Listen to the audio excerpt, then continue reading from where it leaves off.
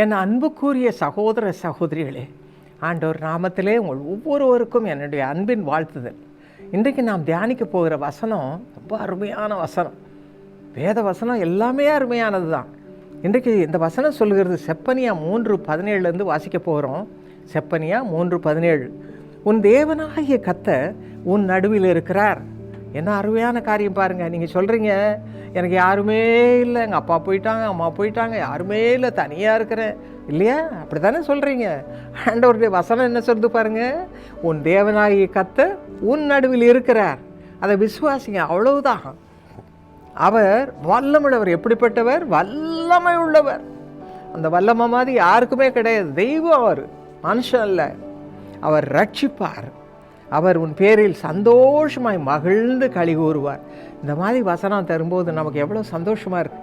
இன்றைக்கி நீங்கள் உடஞ்சி போய் உட்காந்துருக்குறீங்கல்ல, யாருமே இல்லை, என்னுடைய மகளே என்னை கைவிட்டுட்டு போயிட்டா, என்னுடைய சொந்த ஹஸ்பண்ட் என்னை விட்டுட்டு போயிட்டாரு, எனக்கு யாருமே இல்லை.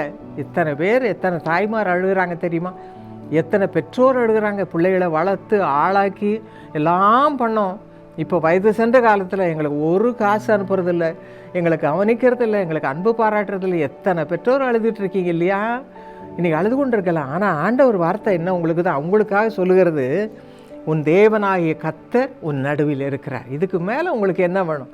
மனுஷன்தான். தேவனோ பெரியவர், சர்வ வல்லவர். அந்த தேவன் உங்கள் நடுவில் இருக்கிறார், உங்கள் பக்கத்தில் இருக்கிறார்.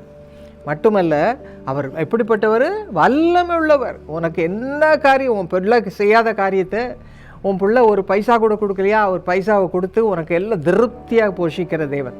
நீ விரும்புவருக்கும் வேண்டுவருக்கும் அதிகமாய் செய்கிற தேவன். அப்புறம் அவர் ரட்சிப்பார், ரட்சிப்பை கொடுப்பார். உனக்கு உன்னுடைய வாழ்க்கையை தலைகளாக மாற்றி ஆண்டவருடைய அன்பை ருசிக்கும்படி செய்வார். உன் பேரில் சந்தோஷமாய் மகிழ்ந்து களி கூறுவார். இதுக்கு மேலே என்ன வேணும்? இந்த தயவு செய்து இந்த வசனத்தை பாராமல் படித்து, இந்த கஷ்டத்து வழியாக போகிறவங்க எல்லாம் நான் சொல்லுகிற ஆலோசனை, இந்த வசனத்தை பாராமல் படித்து அதை அப்படியே கேளுங்க. ஆண்டவரே, உன் தேவனாய் கர்த்தர் உன் நடுவில் இருக்கிறான்னு சொல்லியிருக்குதே, என் பக்கத்தில் வாரும், என் மத்தியில் இரும், என்னை விட்டு போய்விடாதரும், எனக்கு மனுஷன் கைவிட்டால் பரவாயில்ல, கர்த்தர் என்னோட கூட இருந்தால் போதும், கிளைம் பண்ணுங்க. அவர் வல்லமையுள்ளவர் என்பதை விசுவாசிங்க, நம்புங்க. ஆண்டவர் அப்படியே என்னை காப்பாற்றுவார்.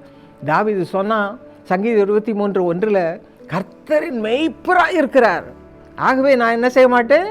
தாழ்ச்சி அடைய மாட்டேன். என்ன அருமையான நம்பிக்கை, விசுவாசம். அப்படித்தான் நீங்கள் சொல்லணும்.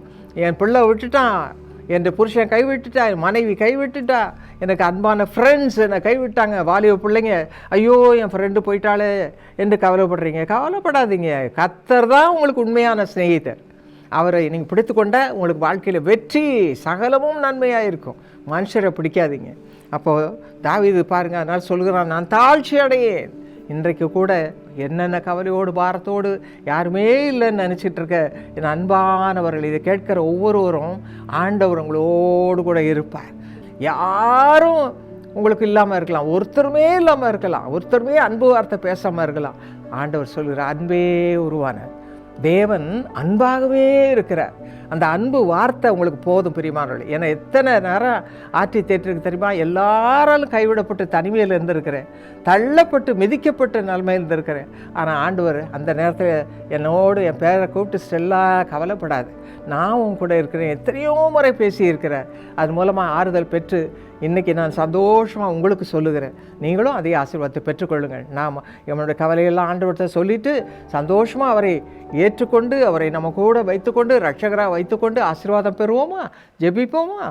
எங்கள் அருமை தகப்பனே, நம்முடைய பிள்ளைகளுடைய கண்ணீரெல்லாம் உங்களுக்கு தெரியும்ப்பா.